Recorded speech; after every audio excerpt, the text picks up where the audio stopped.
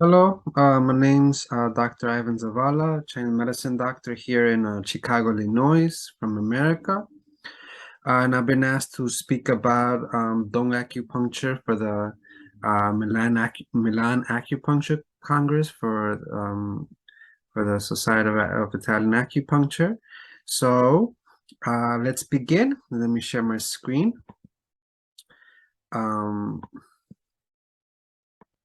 Okay, here we go. Let me just put it in slideshow mode. And here we are.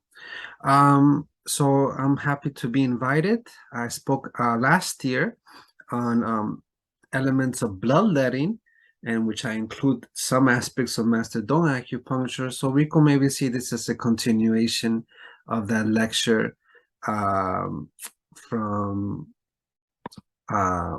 last year. Okay, so for those that don't know me, I'm quite prominent in the social media forums, especially on Facebook. And one of the things that I've come to practice is Master Dong acupuncture.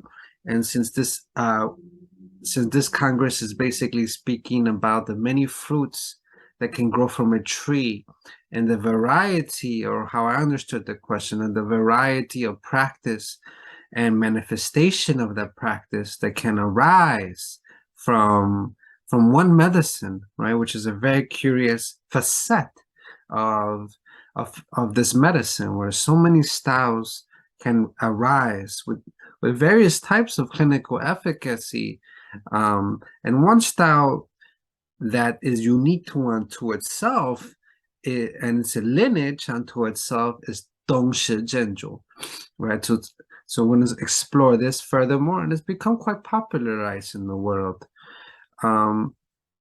So just move this. Oops. So this is some of my background: professor at Pacific College of Health Science, where I've taught there in the past. At the moment, I'm taking a break. Department head of diagnostics at Chicago College of Dental Medicine, classical medical text teacher, international lecturer, having taught several classes worldwide. Then I have expertise in treating chronic and severe disease directly through classical text principles, Shanglun, Neijing, Lingshu, Maijing, right? Nanjing principles, and my expertise is focused on Nanjing and Shanglun and Maijing, okay? And some aspects of Neijing, but I want to say. Anyways, let us begin. So let's think about the distinction of what makes Dong acupuncture so different. Okay, it's quite different. So the Dong acupuncture distinction. Dong acupuncture, according to the preface of Master Dong's own work of Dong Shi Zhen Zhuo Zheng Jing Qi Shui Shui, where therein he states, fundamentally, this is from his own words, fundamentally, Dong acupuncture, right, differs from the 14 channels, from the vessel collateral model, the Jingbo, right, or the channel network model. So in his words, he's basically saying that his ancestors' acupuncture, Su Suo Chuan Zhen Shu, that his ancestors' traditional acupuncture differs from the 14 model, the Shi Si Jing, right, Mai Luo. So he's saying that it differs from it, that it's quite different already. This is from his own words. Now, while Master Dong took his ancestors' acupuncture as a primary method of treatment, right? That was his chief method of treatment. He also still used the 14 channel points, okay? And indeed, there's a section in his 1973 edition where he includes his usage of traditional acupuncture that follows the 14 jingmai, the 14 channel and vessels. This can be found in the first section of the appendix, in the appendix at the first section. So it is a misconception to say that Master Dong did not know traditional acupuncture or orthodox acupuncture, the 14 channels. No, he had expertise in that too. And there's various reasons why he just exclusively began to almost focus on his style. One of the reasons is to basically stand out so people couldn't copy what he was doing. Because I think originally what I heard is that when he first went to Taiwan, he indeed was basically doing some orthodox traditional acupuncture, but people started to try to copy what he was doing because they noticed his results. And so he started to basically switch it up to his Master Dong style, which of course nobody knew what he was doing, right? So now what are the, because in his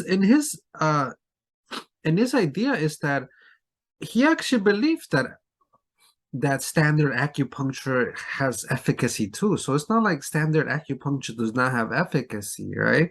However, there is a distinction of the kind of efficacy and how we attain that efficacy. So what are the defining features of Dong acupuncture?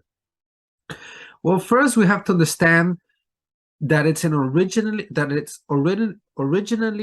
an orally transmitted tradition that already puts us as distinct from the textually transmitted tradition of orthodox acupuncture. Okay, because if it's orally transmitted, then it's going to be different than learning things from a book, okay? Or even learning just things from text, right? While there's influence from text, there's going to be a strong element of the information coming from oral tradition. Albeit in the Neijing, there's still an emphasis of oral tradition, since acupuncture is inevitably a tangible practice. Okay, so even in the Neijing, you can see passages where Huang Di and his teachers are basically,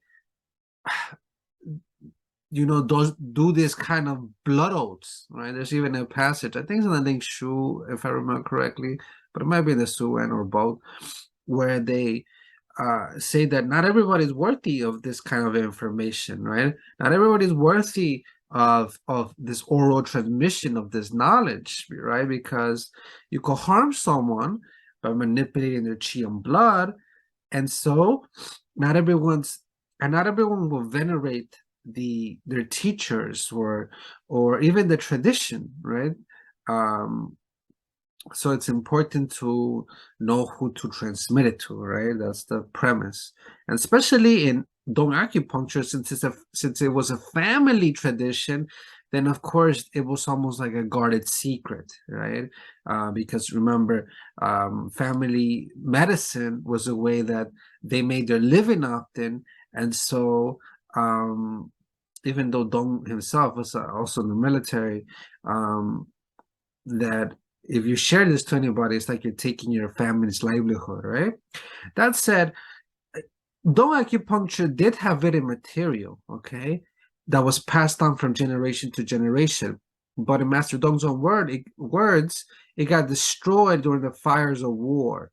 But based on Master Dong's strong recollective capacity and testing in clinic after 300,000 patients, that he began sharing it. So Master Dong broke the tradition by beginning to share the knowledge to people that were outsiders of his family, right?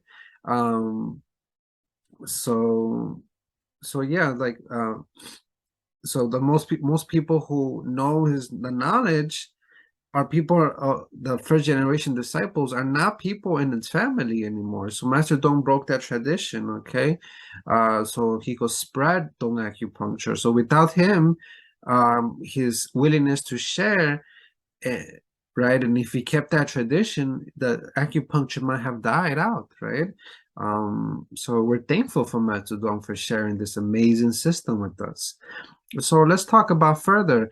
First, orthodox acupuncture is based on Jingduo, okay, on channel collateral model. And it's important to note that the Jingduo model of the Ling Shu primarily comes from pathways elucidated in chapter 10 of the Ling Shu, the Jingmai chapter.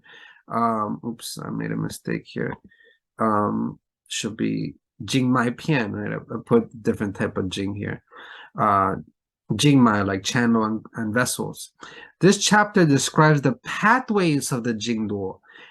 It is important to notate that the Jingduo model is a derivation of pre-Neijing vessel models. Okay, I'm going to describe that again.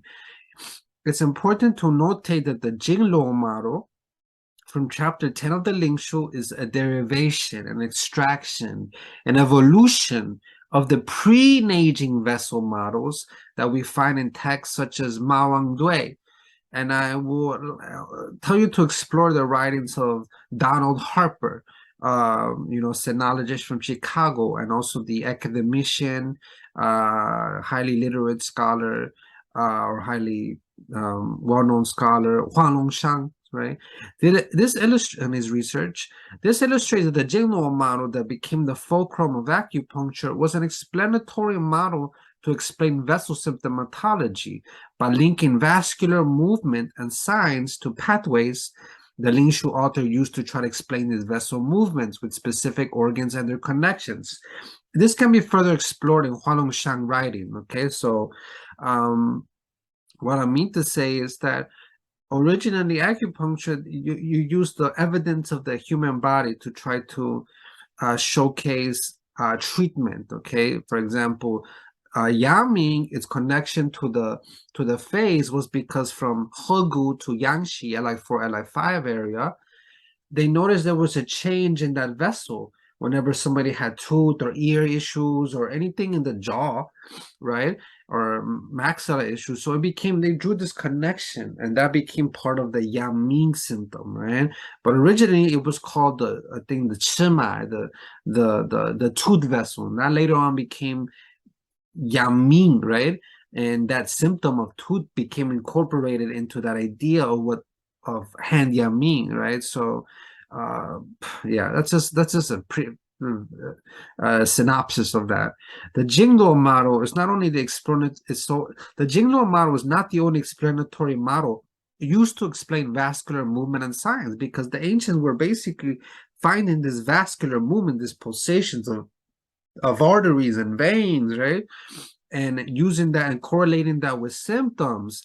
So, but the Jingduo model, that means the ones, all those pathways that that the Lingshu chapter 10 author began to basically evolve to, like this channel goes into here, right? The lung channel starts at Zhongfu or Zhongwan, Ren 12, That's not the only way that was used to explain these models, right? The Jingmai, as originally the Jingmai were seen as blood vessels, and then in Lingshu began to have theoretical connotations through yin and wei circulation patternings. But there were other, like connecting to the organs as well, right? And also Biaoli, connecting to the external, internal, and Luo and all that. But there were other models linking blood vessel symptomatology to stem and branches, as described in SOWEN 49. So the symptoms were seen as part almost of the Yi Jing, a book of changes, and the stem and branches way of yin and yang fluctuation, right? And that without any correlation with the branches, with the pathways of the Jingmai. So there's other models that were used to explain these symptoms of the Lingshu, of the Shidongbing, of the vessel stirring. So Jingmai, right? That's the correct Jing, right? I made a mistake here. So the correct Jingmai. Lingshu 10 describes vascular symptomatology and the theoretical connection symptomatology, right? Vascular that became theoretical connections internally.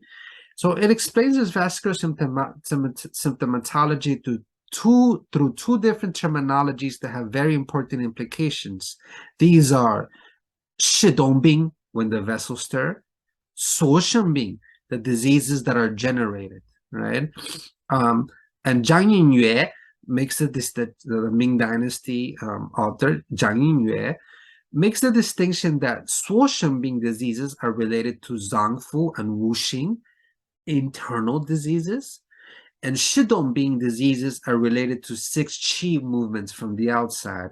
So 6 qi will relate to cold, damp, heat, right? Summer heat, dampness, dryness, and wind, all that, right?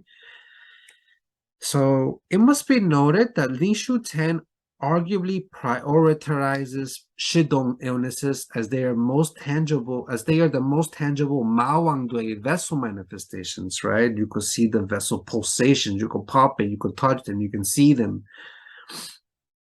Shidong being these vessel steering diseases, since it's a blood vessel disease responding to external pathogen, and the internalization of that pathogen, this relates to a Liu Jing model, right? This relates to a 6-channel model. And that's why in Lingshu 10, we see it basically correlating to the Liu Jing, right? Taiyang, right? Foot Taiyang, foot Yaming, right? And broken down into 12, right? 6 times 2, right? Times yin and yang equals 12, right? So, So-Shen being, since it's visceral, and of course in the old days, Liu Jing model was often referring to, especially external pathogens, was referring to diseases that came from cold damage, Shanghan, cold damage. So often all Liu Qi, all 6 Qi was basically a derivation of cold damage. But then in the Wenbing text, we start to see, well, actually, right, they say Shanghan began first in the foot channels, right? But then Wenbing authors started to propose that disease can actually enter directly into the hand channels, like directly into hand tying, hand jaying, directly into the lung, directly into the pericardium, right? So-Shen being, right, the diseases that are generated, since its visceral model relates to Wuxing, 5 phases. It must be noted, though, that So-Shen being in the Lingshu is a derivation of Shidong being pathway connections, okay? And that's a very complicated subject, but we can just say So-Shen being is Wuxing, Shidong being is Liujing, okay? But it's more complicated than that, but we'll leave it at that. Therefore, we can say Lingshu 10 emphasizes Liujing pathology, and Master Dong will emphasize So-Shen being pathology, since it's heavily focused into Wuzang terminology, okay? 5 Zang terminology. Master Dong, Dong vessel and vessel anatomy. Master Dong also did focus on blood vessel anatomy and often pointed to a blood vessel chart when his students were confused about a location per Wang Chuanmin, right? Chuanmin Wang, also known. And in Master Dong's own work, all the points are giving corresponding blood vessel and nerve correlation relative to the point, okay? So if you read his point location, you'll notice that you get the vascular and nerve anatomy of that point. Yet, within this anatomical correlations are also Wuzang attributes of the point labeled as nerves of that point. So, for example, some points will have a lung shenjing, or heart shenjing, even though, I mean, right, this point has a heart nerve, right? So that's how he's almost explaining, he's giving almost an idea of his family's channels, okay? And this is some of the chart that they used, that the Master Dong originally used to point the anatomy of the channels, okay? So, yeah. Direct disciple, right, Chuanmin Wang, he posted this, not that recently, actually, I think. Besides the Shenjing nerve correspondence with Wuzang, with 5 Zang, we see that Master Dong also in his preface mentions a 5 Zang depiction or diagram, likely coming from a Qing dynasty called Shunjing Kaoshui by Yang Zhen. This emphasis on these depictions / diagrams demonstrate why Master Dong focused on his 5 visceral Shenjing concept, demonstrates why Master Dong focuses on his 5 visceral Shenjing concept that he puts into the anatomy section of the points, right? So we see that Master Dong is putting his 5 visceral nerve concept into the anatomy section when he's describing points. So that shows his emphasis on five zang. Okay, this is the five zang diagram in the Qing Dynasty text. So another aspect of Master Dong's style is that it focuses on Zhen, right, not Zhuo. Master Dong's style regarding its emphasis on acumoxas, Zhenzhou, is focused on needling, on the Zhen aspect, and piercing rather than moxa.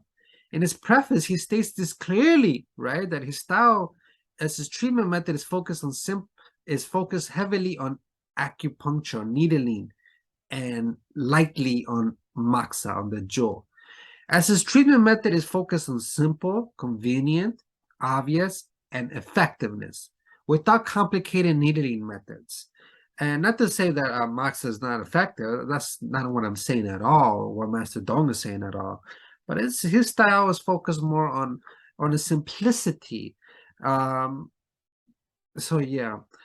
Now you could definitely do moxa and still be practicing Dong style. However, we must notate that Master Dong did not heavily emphasize moxa. So he did replace it though. This is not to say there's no moxa use ever, but it's not the style emphasis. There are some points where he recommends moxa, like Huofu Hai, like the fire bowel C, right, in the 33 section, right, close. However, in replace of moxa is bloodletting, okay, bloodletting, which is 50% of the style's emphasis, since we already know Master Dong prioritized blood vessel movement. So one can say that if one is not practicing bloodletting, one is not practicing Master Dong style. But the method of bloodletting is specific to the tradition, okay? It's not just any type of bloodletting, it's specific, which I gave emphasis on that on last year's lecture. Now, since Master Dong prioritizes Wuzang diagnostic schemata, and knowing that Master Dong heavily emphasized surgeon complexion diagnosis, colors, and topography of the palm, and diagnosis, which are basically diagnosis method of looking, right? These are the hallmark of the Bian Cui model. Bian Cui is a legendary ancient physician capable of looking and knowing exactly what layer the disease is at. The idea of disease transmission, the disease of the skin, the disease is now at the muscles. Now the disease is in the gaohuan, right, that fatty layer below the heart. So, and we know that Wuzang, Faizang model has a particular schemata of disease transmission, right? Based on Wuzang Shengke, Chengwu, right? This idea of overcoming, rebellion, right? Control and all that. This idea of Wuzang and Dong is also propagated as a dominant model by a number of his prominent disciples, okay? So the Wuxing generating, control, overwhelming, rebellion concept is an important idea to understand how the five Zang remain organically balanced, but also the genesis and evolution of disease, i.e. Suoshenbing, and associated Bingji pathomechanisms, okay? That's very important to understand this, how five Zang remain balanced organically. So some of the idea of homeostasis through the interaction of the viscera and how that creates and involves disease, right? Which that's part of the Suoshenbing, right? The internal disease generation that Zhang Yingyue talks about. Since Master Dong emphasis is on Wuzang dynamics, which is an internal expression that manifests outward through visceral image, one still has to intervene externally to resonate with the interior Zang through corresponding visceral images, right? So what I mean is, even though the organs are internal, they're manifesting externally outward through visceral image, right? Like the liver manifests through the nails, blooms through the nails, the lung through the skin, the heart through the complexion, all these signs, right? One still has to intervene externally to resonate with the interior Zang, right? And that's the idea of acupuncture, that acupuncture is resonating with different tissues that have different correspondence with the viscera, okay? In Dong, those visceral images are still through the channels. So the intervention is still through channels, but not emphasized in Jingbo. But what he terms in his book title as Zhengjing, proper channels. To appeal to Western audience, he renamed his family version of Wuzang pathways to Shenjing, nerves, to give a neuroanatomical, neurovascular basis to these visceral image pathways. Master Dong already had an interest in anatomical correspondence per his blood vessel chart and implementation of it, to describe points, right? Especially his neural points and description of neurovascular anatomy, right? Not that complex, but he did attempt it. So we can get this idea of Zhengjing. This is a very important concept, the proper channels. And remember, Master Dong's own work had Dongshe Zhengjing, right? He had this as a title in the book title, okay? The proper channels or the correct channels, or there's different ways to translate the Zhengjing, right? The Zheng of Zhengqi, right? But he renamed this Shenjing, right? So the summary is that the Zhengjing are Wuzang, 5 Zang pathways. And 5 Zang, of course, correlates, let's just say that Zhengjing are 5 Zang pathways. So Shenjing, right? The nerves. Xuanmin Wang states Master Dong points are not organized by the channels that mainstream acupuncture uses. Rather, they are organized in groups called nerves, zones, areas, or even channels. While it can be confusing that the word channel is used interchangeably with these other terms in Master Dong's system, it is important to remember that it refers to this unique method of organizing points into groups. Within each group of points, Master Dong further organized them according to their strength. These are 5 nerves that describe their relative strength among a cluster of similarly functioning points. Using the lung area as an example, we can divide it into 5 strength groupings from strongest to weakest. So there's a commanding nerve, right? The primary nerve, right? Zong Shenjing. The zong means like it means general, like something that governs the totality of something, right? Like a general. So it's like the most comprehensive. Then there's just the normal nerve. Then there's what we call branch, right? Then there's the assistant, right? And then there is the crossing nerve, right? Or the intersecting, as some people say. So first there's the commanding, then there's the regular nerve, then there's the branch, then there's the assistant, and then there's the intersecting nerve. So there's 5 hierarchies of nerves, okay? So commanding, regular nerve, branch, assisting, and then intersecting. And it's for all the 5 Zang. For all the 5 Zang, it's like that. And sometimes even things that are not 5 Zang, what we call like brain commanding Shenjing, right? Like Zhenghui, which is Dong's Bai Hui, that has a commanding nerve or Zhengjing of the brain, right? So it's interesting. Therefore, points are selected by a Wuzang correspondence based on the regional areas and their visceral hierarchy depending on the disease severity and the associated pathomechanism as illustrated by their indications. Some points have only 1 nerve, others have various, which means they can target various pathomechanisms depending on their hierarchical relationship in that point region. For example, Sanzhong, the 3 weights, or some people can say the 3 severities, is the spleen commanding primary Zhengjing, right? So it's like the commanding, so it's the most important of that points. But then it also has a heart-lung branch, right? Fengzhi Shenjing. This means that spleen pathology, that the spleen pathology is the primary Bingji, the primary pathomechanism, while having a simultaneously heart and lung secondary and tertiary pathomechanism, okay? So that means that this point affects primarily the spleen, but then how that spleen pathology affects the heart and lung, and how that affects the pathomechanism. Like maybe we could say spleen damp, or fullness and swelling belongs to the spleen, per the So-Wen, and then that causes lung distension and also pain, right?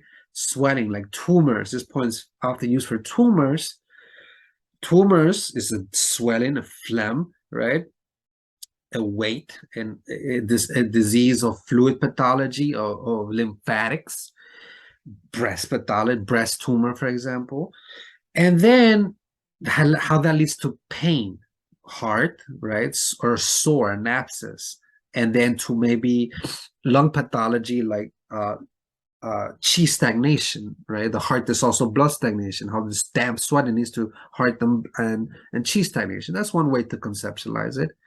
Now, Master Dong's usage of Zhengjing and Shenjing are interesting. Zheng and Shen, to describe his family gene pathways, is an interesting one.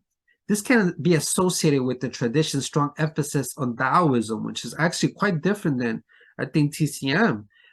Because while TCM maybe shares aspects of it, we can say that it's not heavily focused on Taoism. Dongshi Zhenzhou is. Thus the tradition is seen as a Taoist Niri method, Dao Jia Zhen Fa, with an emphasis on protecting righteous qi. This includes spirit qi, shen qi, and the wu shen, the 5 spirits and their associated dynamics, right?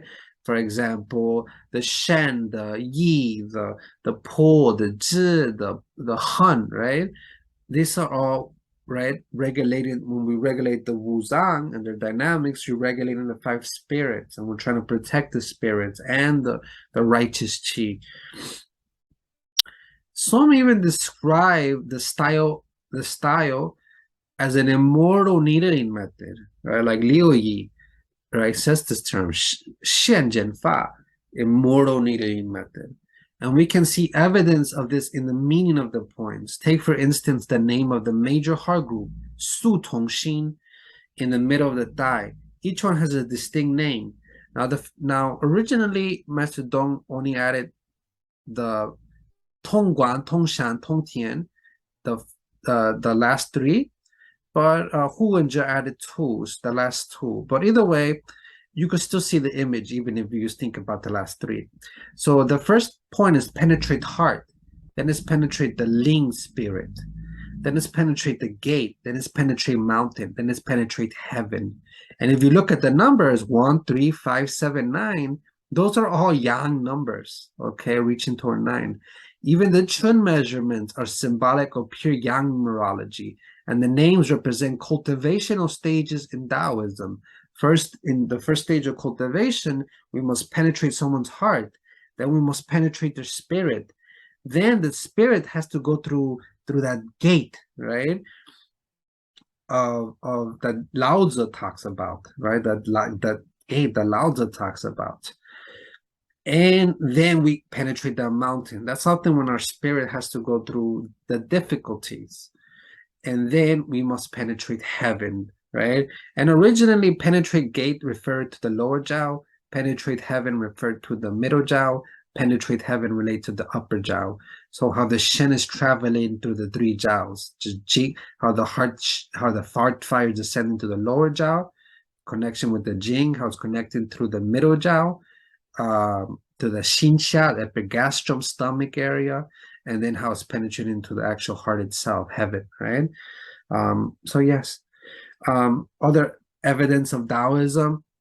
Some points even have a shenjing of dantian, cinnabar field, which is an alchemical term adopted by the Taoists. There's 2 points that I can think about in Dong acupuncturists immediately that have this dantian cinnabar field correlation. One is in the shoulder, and then another one is in the back of the head, used for vomiting and stuff like that, right? So, yes. Dong style also often uses this very unique hierarchy of point names representing the 3 jiao that corresponds to Taoism. Chapter 25 of Lao Tzu states, humanity follows earth Earth follows heaven, heaven follows Tao, Tao follows itself. Points in Dong often have a schematic of Ren at the bottom, right? Because Ren follows Earth. Humans are at the bottom of the food chain of the cosmos, of the cosmic order. So Ren at the bottom, Di at the center, and Tian at the top, such as Tian Huang, Di Huang, Ren Huang, the three emperors. Ren Huang is at the bottom, Di Huang is at the center, Tian Huang is at the top. Three ancestors, right? We have Tianzong, then we have Dizong, then Renzong, from top to bottom, and three scholars as well, Tianshi, Dishi, Renshi, from top to bottom, proximal to distal. So yeah, thus another evidence of Dong and Taoism. Thus, the purpose is not just to treat disease, right? The therapeutic purpose is not just to treat disease. Remember, since this is a Wuzang model which emphasizes five Zang relationship, mother-child, and Wuzang is a model of familial and social relationship. So it's not simply about attacking evils. If Shidong being disease related to Liu Jing, which is related to Liu Qi, this relates to external evils. If social being is related to Wuzang dynamics, one could not simply just expel evils without considering the delicate Wuzang dynamics, the five spirits. Wu Tong stated, when treating exterior contraction, be like a general. When treating internal damage, be like a minister. Thus, while Dong still operates under the schematic of supporting the righteous and expelling evil, the emphasis is always on what is happening with the righteous and Shenqi. And so the important consideration is to always think about the state of a person's qi and blood, and not simply their disease or their symptoms of the disease. While that's important, it is not the priority, right? And sometimes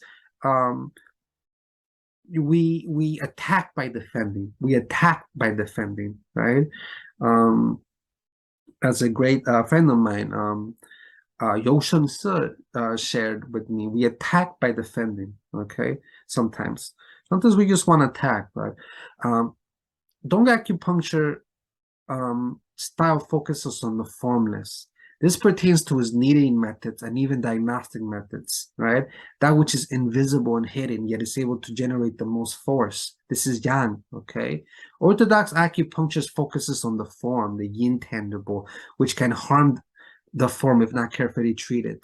This is outlined in quite the detail linked to chapter 1, which Dong emphasized to his disciples to read through carefully, right? Link to chapter 1 says the coarse physician safeguards the form, the superior physician safeguards the spirit, okay? And as extension of form and formless, in classical Chinese medicine, the practical usage of this comes to Yong Ti, right? This idea of Yong is function and Ti is structure. Yong representing Yang and Ti representing Yin, right? This is a parallel yin-yang terminology to reflect Jingbo and Wuzang physiology. Orthodox acupuncture, the Yong represents the Wuxing points, the water points of the water channel, wood points of the lung channel, metal point of the metal channel, metal point of the water channel, and so on. That's the Yong, the function, and arguably the Jingwell points, like the antique point, Jingwell, Ying Spring, Shoestring, Ying Spring, Shoestring, all that. While the Ti represents the Jingbo, the physical manifestation of yin yang in the body, right? A tangible. In Dong, the Yong is the Zhengjing, the Wuzang channels, while the Ti is Jingduo, which also includes the 5 shu points, okay? In conclusion, this is a synopsis of some of the distinctive characteristics within Dong acupuncture that illustrate some important differences in its practice. This is not a fully comprehensive, as there's quite a number of models within Dong that were not discussed for purposes of time, but were not excluded because they were not important, okay? Thank you for attending, and to the organizers, thank you so much for those listening. I hope that you found it somewhat informative, and yes, if interested, please follow me on Facebook, Ivan Cloud. I sometimes also post courses and seminars I teach around the world and online, okay? Okay, thank you. I might also teach a course in Portugal soon, so, I mean in Spain soon, and so look for that. And also in Chile. So for those that speak Spanish, I'll be saying in English, but I have my trusty disciple translator, translated in Spanish real time as well. Okay. Thank you so much, everybody. Thank you.